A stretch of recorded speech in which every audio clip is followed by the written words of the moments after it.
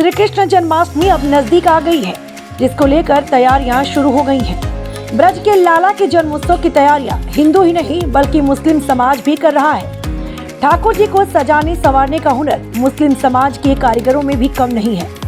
इन कारीगरों की बारीकी कलाकारी कौमी एकता के धागे को मजबूती के साथ पिरोए हुए हैं। अलीगढ़ शहर का एक मुस्लिम परिवार पिछले 5 दशक से राधा कृष्ण और हिंदू देवी देवताओं को पहनाया जाने वाली पोशाक तैयार कर रहा है। ठाकुर जी को पहने जाने वाली पोशाक और मुकुट श्रृंगार को तैयार करने में मुस्लिम समाज के कारीगर दिन रात जुटे हुए हैं। अलीगढ़ में श्री कृष्ण के मुकुट, पोशाक, चूड़ी, कुंडल से लेकर तमाम ऐसी चीज बना रहे हैं जो अलीगढ़ व मथुरा ही नहीं, देश के कई शहरों में घर घर में सजने वाली श्री कृष्ण की झांकियों को सजाने में काम आते हैं।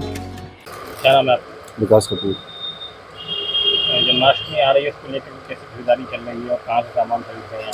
हम पिछले कई सालों से यहीं से लेते हैं पोशाकें और यहाँ से बनवा के भी लेते हैं और वैरायटी और क्वालिटी बहुत अच्छी मिलती है यहाँ पर। क्या खास रहता है और जगह से और यहाँ का मेन चीज़ सेटिस्फेक्शन में मिलता है।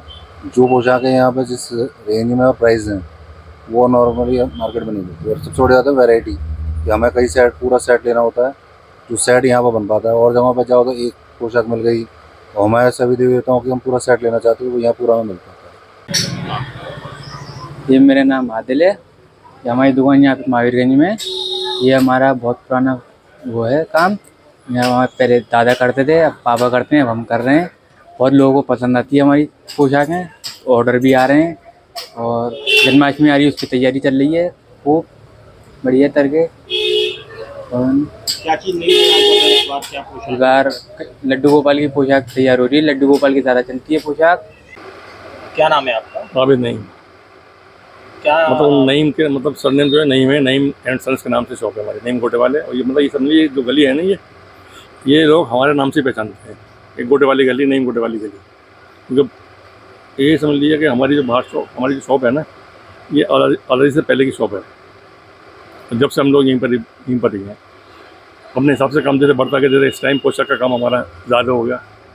तो पोशाक की मैन्युफैक्चरिंग मंदिरों के जैसे ऑर्डर होते हैं वो हुए, या अपना जैसे जो भी हो, जैसे अगर कोई भी चीज़ होती है वो हैंडवर्क जो आसानी से हो जाए उसको हाँ जन्माष्टमी आने वाली है। तो अभी समझ लीजिए कम से कम हमारा पिछले 15 दिन से हमारे पास ऑर्डर आना शुरू हो गए, और ये ऑर्डर आते रहेंगे, बढ़ते रहेंगे। और ये समझ लो 12 से 13-14 घंटे काम करते हैं हमारा कारीगर जो पोशाक बनाते हैं। जब आके कहीं हमारी पूर्ति हो पाती है, जो मंदिरों का हमारा ऑर्डर होते हैं, फिर हम अपनी पोशाक बनाते हैं। फैंसी जो अलग होती है ना, कस्टमर को दिखाने के लिए। मार्केट में तो जो मिलती है वो तो है ही है, हम अपनी खुद बनाते हैं अपनी पोशाक अलग अलग साइज से। वो हमारे काम। कब से तैयारियां शुरू कर देते हैं? कितने कारीगर लगते हैं? नहीं, जैसे कारीगर तो 2-3 तो अपने हैं ही हैं, बाकी तो हैं। तो क्या खास डिमांड क्या रहती है कस्टमरों की? ये पोशाक, साफा, मुकुट, माला, तो ये सब आप खुद ही तैयार कराते हैं? हम तो पोशाक और मुकुट तो तैयार कराते ही हैं। माला जैसे होती है, माला आदमी परचेस करता है मार्केट से। कब से ये काम कर रहे हैं? नहीं, मैंने बताया ना, मेरी शॉप जो है 1967 से है। ये शॉप मेरी जो भाव वाली दुकान है वो अदरजी से पहले की है। ये जब से हमारा काम है। तो अच्छा लगता होगा, कैसा लगता है आपको? नहीं देखिए, कारोबार है, कारोबार अच्छा लगता है। और बहुत सी चीज़ तो ऐसी होती है ना कि आप लोगों को नहीं मालूम, हमें मालूम होती है। और होती कहाँ से? आप लोगों से सीख के आप लोग बताते हैं।